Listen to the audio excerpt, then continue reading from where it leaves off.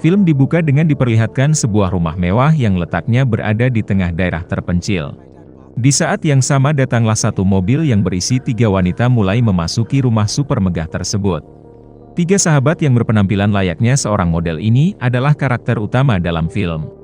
Wanita yang sibuk menggunakan smartphone miliknya ini bernama Deidre, atau kita panggil saja dengan sebutan Dee.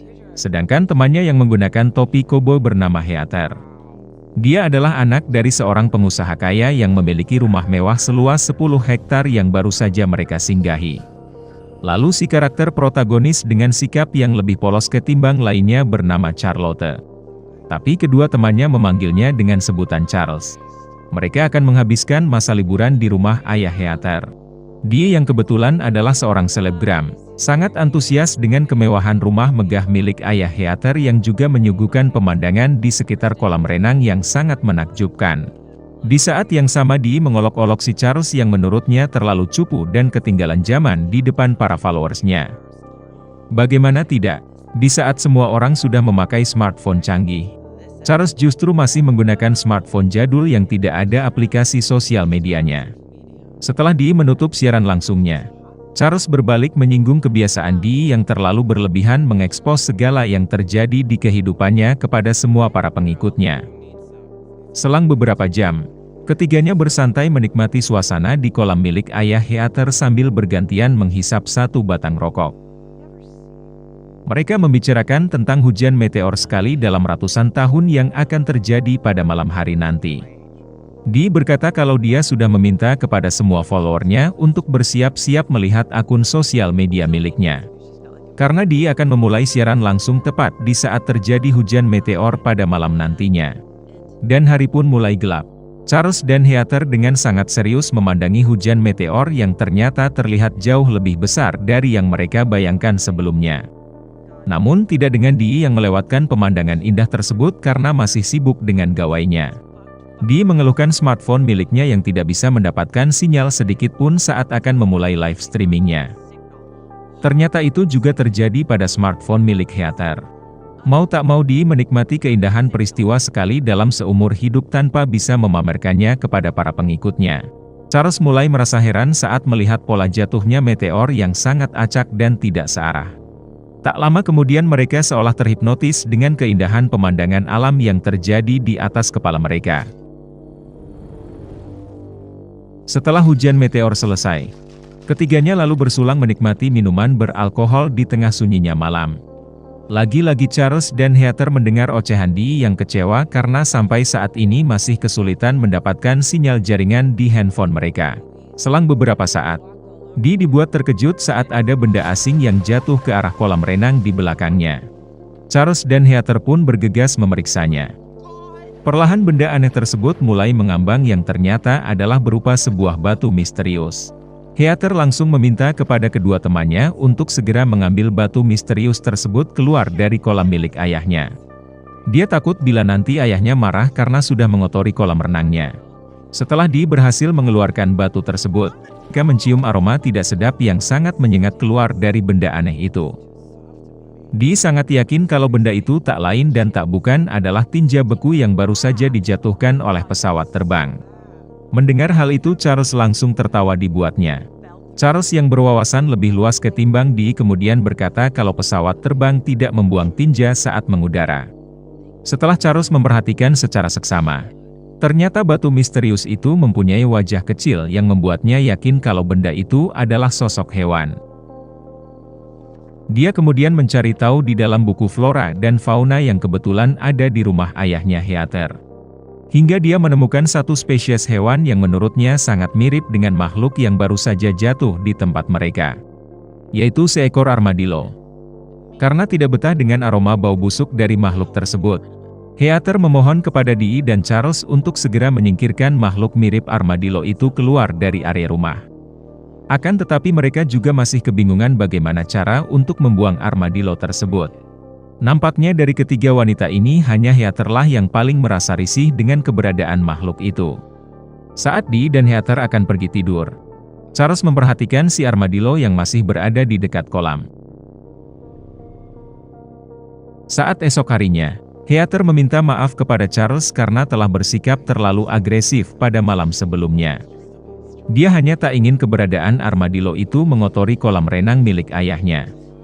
Sementara itu, Dee merasa kesal karena sampai sekarang belum bisa mendapatkan sinyal.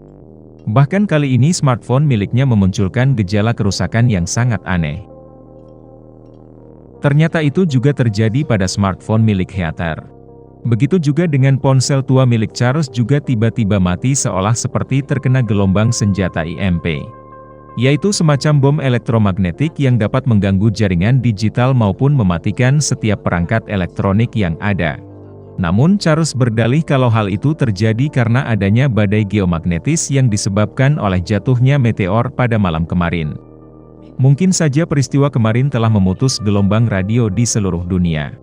Dee sangat menyayangkan hal itu karena mata pencahariannya bergantung pada iklan endorsement menjadi ikut terganggu. Jika selama 24 jam tidak mengupload konten di sosial media maka dia tidak dapat bayaran dari sponsor. Ketika Dee dan Heather mencoba memeriksa kondisi armadillo tersebut, mereka terkejut saat mendapati bahwa si armadillo itu ternyata sudah menghilang dari posisi sebelumnya. Terlihat jejak noda hitam dari tubuh armadillo yang ditinggalkan seolah makhluk itu memang sedang berpindah tempat. Sebelum mencoba mengikuti jejak tersebut, Dee mengambil sebuah pentungan milik ayah Heather untuk berjaga-jaga.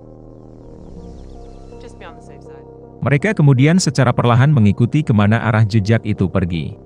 Hingga pada akhirnya mereka menemukan si armadillo itu diam tak bergerak dalam kondisi tubuh tengkurap di tengah halaman rumah. Kali ini Heather mencium bau yang jauh lebih menyengat dari sebelumnya. Ketiganya sangat yakin kalau makhluk tersebut sudah mati karena kelelahan setelah berjalan beberapa meter di bawah matahari. Selang beberapa saat mereka bertemu dengan seorang bocah ingusan berambut keriting bernama Brett. Brett bertugas menggantikan saudaranya yang sedang sakit untuk mengerjakan kebun milik ayah Heather. Melihat kedatangan Brett, sontak terlintas ide cemerlang di benak Dee. Dee meminta kepada Heather menugaskan si tukang kebun culun tersebut untuk membuang armadillo keluar dari rumahnya. Setelah memeriksa seperti apa benda yang akan dia buang, Brett dengan pintarnya malah meminta upah senilai $150 kepada Heather. Karena menurut Brett, tugas membuang makhluk aneh yang sangat bau itu sudah di luar pekerjaan yang dia kerjakan sekarang. Mau tak mau mereka harus patungan hanya untuk membuang mayat armadillo yang berlendir tersebut. Heather dengan baik hati menalangi $50 untuk Charles yang saat itu tidak membawa cukup uang.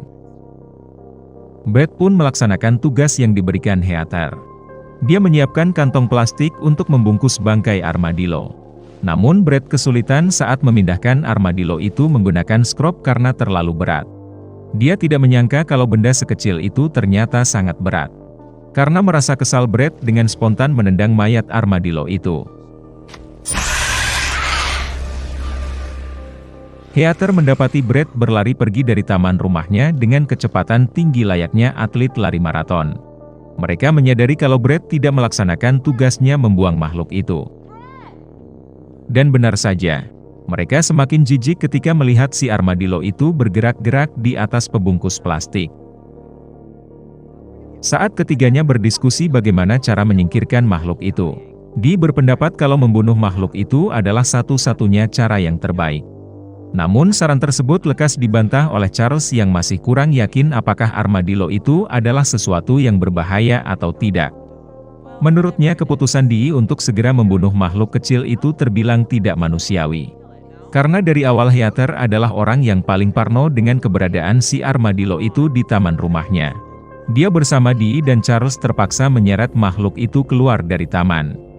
Akan tetapi karena bobot dari si armadillo kecil itu sangatlah berat, mereka akhirnya kelelahan di tengah perjalanan menuju gerbang utama.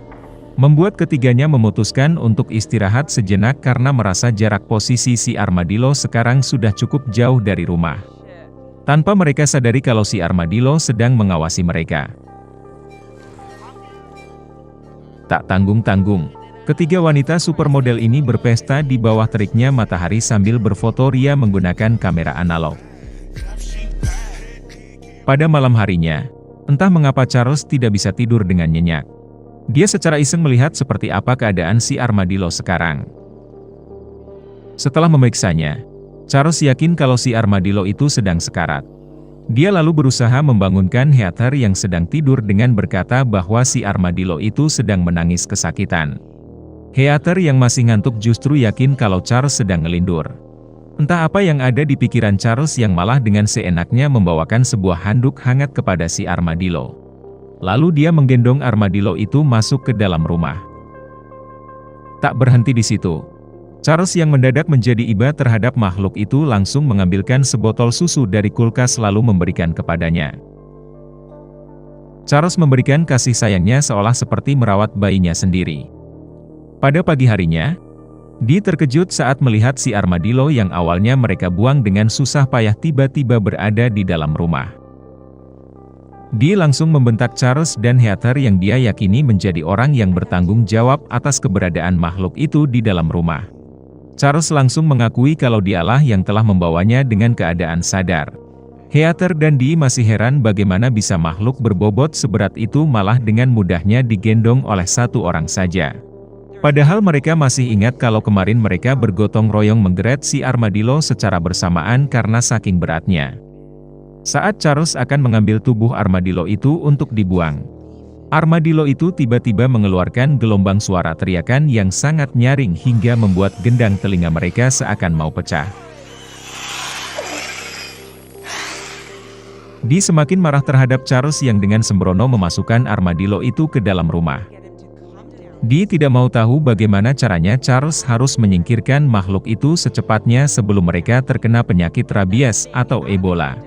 Atau keduanya. Untung saja Heather masih berpihak kepada Charles dan bersedia membantunya sampai masalah ini selesai.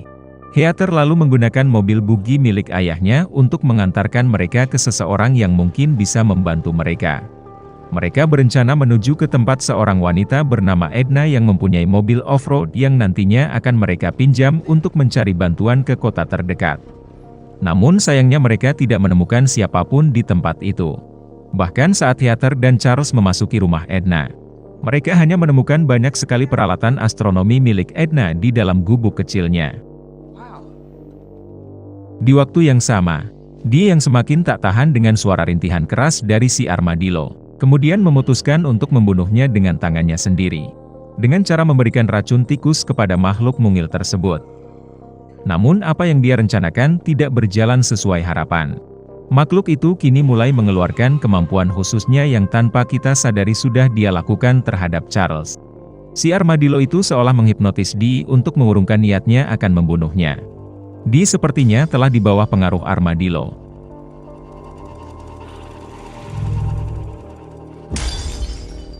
Sementara itu, Charles kemudian tanpa sengaja melihat catatan kalender yang ditulis di buku milik Edna. Di dalam catatan itu Edna telah memberi tanda lingkaran merah tepat pada tanggal terjadinya meteor. Heather mengira kalau itu hanyalah hari ulang tahunnya. Pada akhirnya mereka kembali ke rumah tanpa membawakan hasil. Heather mengabari kepada Dee yang sedang chilling di atas kolam kalau Edna tidak ada di tempatnya. Alhasil mereka tidak bisa pergi ke kota. Yang mana itu artinya mereka juga tidak bisa mencari dokter hewan maupun tempat reparasi ponsel. Namun saat itu Heather dan Charles mulai menyadari ada yang berbeda dari perilaku Dee. Entah mengapa Dee yang sekarang jauh lebih kalem ketimbang Dee sebelumnya yang sangatlah toksik. Lebih anehnya lagi, saat Heather dan Charles meninggalkan Dee sendirian, Dee tiba-tiba diam terpelongo dengan tatapan kosong. Tak lama setelah itu Dee memperlihatkan sikap anehnya yang lain yaitu dengan sangat rakus menghabiskan spaghetti yang baru saja dibuatkan Charles. Heather dan Charles pun langsung heran dibuatnya. Tanpa berpikir panjang Dee juga memakan sisa spaghetti milik Charles. Tak biasanya Dee yang selalu menjaga pola makan tiba-tiba dengan sangat rakus menghabiskan makanan sebanyak itu seperti orang kelaparan. Tak berhenti di situ, Dee mendadak ingin melakukan olahraga saat itu juga. Dan benar saja Dee langsung mengganti pakaiannya lalu melakukan home body workout di bawah panasnya matahari. Heather dan Charles semakin yakin kalau ada yang tidak beres dengan Dee. Dan itu dia lakukan tanpa henti sampai matahari terbenam. Pada malam harinya saat semua orang tertidur, kini giliran Heather yang mengalami susah tidur seperti yang dialami Charles sebelumnya. Saat terbangun dia kemudian mencoba melihat si armadillo di ruang tamu. Namun apa yang dia lihat di ruang tamu membuatnya shock dan sulit untuk percaya. Heather melihat Dee sedang melakukan kegiatan haram bersama si armadillo yang mengeluarkan semacam tentakel dari tubuhnya. Tak lama kemudian Heather ikut terkena imbas oleh kekuatan pengendalian pikiran dari si armadillo. Mendadak Heather yang sudah kehilangan kesadaran secara perlahan membuka bajunya lalu ikut serta menyerahkan tubuh indahnya kepada si armadillo. Sekarang isi kepala Dee dan Heather sudah semakin tak karuan akibat pengaruh ilusi dari makhluk kecil tersebut. Sekarang kita tahu kalau si armadillo yang mungil dan lugu ini memang cukup lemah dari segi kekuatan fisik. Akan tetapi dia mempunyai sistem pertahanan diri semacam pengendalian pikiran yang dapat mempengaruhi setiap orang. Pada pagi harinya Charles melihat isi handuk sudah kosong. Ternyata Dee dan Heather telah memindahkan makhluk itu ke tempat yang lebih nyaman. Sekarang Heather mulai ikut-ikutan teller sama seperti Dee. Jika diajak bicara keduanya menjawab dengan perkataan yang ngelantur ke sana kemari seperti sedang mengkonsumsi narkotika. Charles lekas mencari di mana tempat mereka menaruh armadillo itu. Ternyata si armadillo berbaring santai di atas kamar tidur milik Dee. Sekarang justru si Charles yang terburu-buru mencari bantuan karena hari ini adalah hari terakhir mereka liburan sebab besoknya mereka harus bekerja seperti biasa. Mendengar perkataan Charles, Dee dan Heather malah dengan santuy meminta Charles untuk tetap tenang. Charles yang mulai geram dengan sikap kedua temannya lekas pergi ke tempat Edna.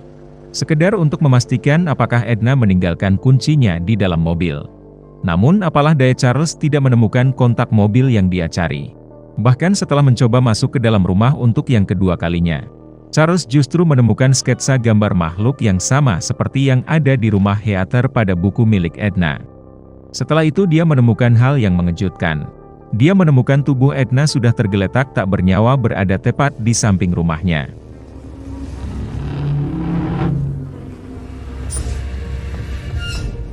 Sementara itu di rumah Heather dan Dee mulai menunjukkan perilaku yang semakin aneh dari sebelumnya. Heather yang merasakan nafsu makannya yang meningkat secara drastis. Dengan nekat langsung memakan telur mentah yang ada di sampingnya.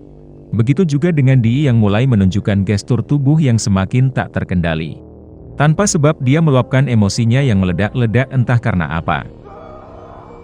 Seolah apa yang terjadi pada malam sebelumnya telah merubah kedua wanita ini menjadi pribadi yang berbeda dari biasanya. Charles yang baru saja datang dari tempat Edna langsung memberitahu kabar buruk tersebut kepada Dee. Namun Dee justru memperlihatkan reaksi yang tak terduga setelah mendengar hal mengerikan itu dari Charles. Begitu juga dengan Heather yang terkesan menyepelekan peringatan Charles kepada mereka. Charles berupaya memperingatkan kedua temannya bahwa armadillo yang mereka temukan adalah sosok alien yang berbahaya. Dia yakin akan hal itu berdasarkan dari gambar yang baru saja dia lihat di dalam buku milik Edna yang baru saja tewas menembak kepalanya sendiri. Akan tetapi Heather dan Dee masih saja pada pendirian mereka untuk tetap bersantai sambil berjemur di bawah sinar matahari. Mereka sama sekali tidak menghiraukan perkataan Charles yang hanya ingin menyelamatkan teman-temannya. Charles yang tak tahan dengan perilaku kedua temannya langsung bergegas menuju ke kamar tempat si alien berada. Namun hal tak terduga terjadi. Lagi-lagi si alien menggunakan kemampuan pengendalian pikiran demi bisa menghipnotis Charles supaya memberikan tubuhnya untuk ditanam benih. Dalam prosesnya terlihat makhluk itu mengeluarkan tentakelnya sebagai alat untuk memasukkan telur-telur alien ke dalam tubuh Charles. Tapi bedanya Charles tiba-tiba tersadarkan dan berhasil kabur dari jebakan ilusi si alien. Charles kembali menemui kedua temannya lalu bertekad akan menyingkirkan makhluk itu meski tanpa bantuan mereka. Namun entah mengapa Dee yang sekarang terkesan berpihak kepada si alien kecil itu serta tidak setuju akan rencana Charles yang akan membuangnya. Bahkan Dee dan Heather mengklaim kalau alien itu adalah milik mereka dan tidak akan membiarkan siapapun yang boleh merebutnya dari mereka. Di tengah perdebatan antara Dee dengan Charles, Heather berusaha menyela ocehan Dee setelah melihat ada sesuatu yang aneh kepada Dee. Ternyata perut Dee tiba-tiba membuncit tanpa sebab seperti orang hamil. Dee langsung terkejut sekaligus mulai merasa kesakitan setelah perutnya membesar dengan cepat.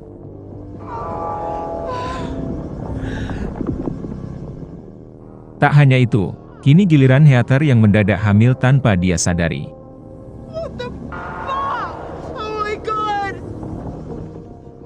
Sontak ketiga wanita ini seketika merasa bingung dengan apa yang mereka alami sekarang. Heather sangat takut bila nanti perutnya akan meledak. Tak lama kemudian muncul cairan hitam yang keluar dari bola mata Dee dan Heather. Mereka kemudian merasakan sakit yang luar biasa pada bagian perut hingga membuat keduanya tergeletak di tanah. Setelah mereka mengalami kejang-kejang, Heather memohon kepada Charles untuk segera mengeluarkan sesuatu yang semakin tumbuh membesar di dalam perutnya. Charles bergegas kembali ke kamar si alien yang telah tega melakukan hal mengerikan kepada kedua temannya. Namun naas kedua temannya telah kehilangan kendali atas diri mereka seutuhnya.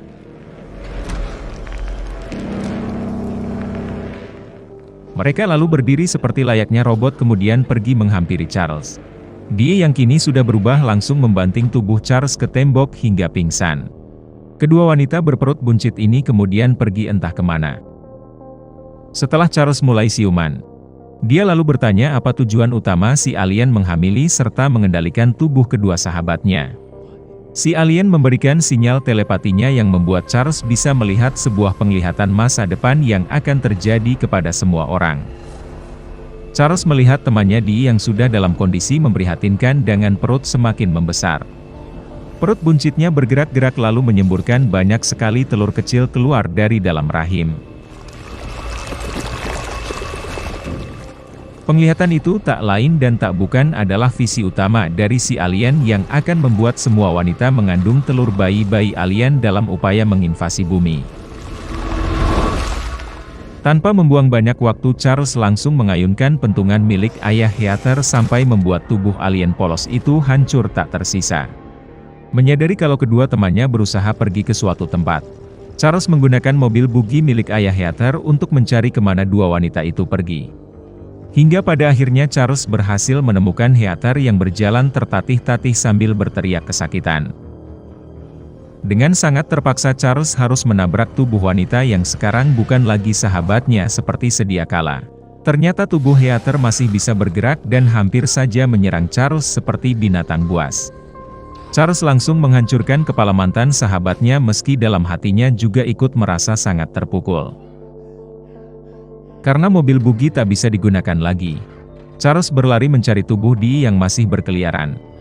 Saat keduanya saling bertemu, ternyata tubuh Dee jauh lebih agresif dan lebih kuat hingga membuat duel antara keduanya tidak seimbang. Untung saja Charles berhasil memenangkan pertarungan setelah memukul kepala Dee dengan pentungan.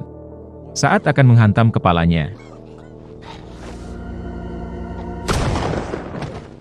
Charles justru terkena tembakan dari seorang koboi yang kebetulan melintas di dekat mereka.